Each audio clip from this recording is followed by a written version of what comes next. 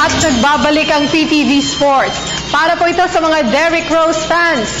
May bago ng kupunan ng former NBA MVP matapos i-trade ng Chicago Bulls sa New York Knicks kahapon US time.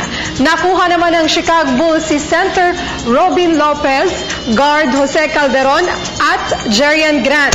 Habang kasama ni Rose na lilipat sa Knicks si Justin Holiday at isang 2017 second round pick.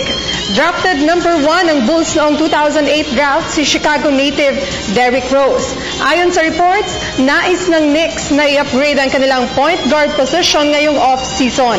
Ilang injuries ang hinarap ng 2010-2011 NBA MVP matapos niyang makuha ang MVP award.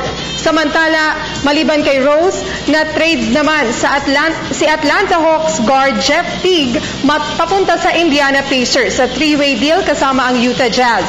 Mapupunta si George Hill mula Pacers papunta sa Utah Jazz habang ibibigay naman ng Utah ang kanilang 2016 number 12 draft pick sa Atlanta Hawks. Plano naman ng Hawks na muling papirmahin sa kanila si bigman Al Horford at swingman Kent Bazemore.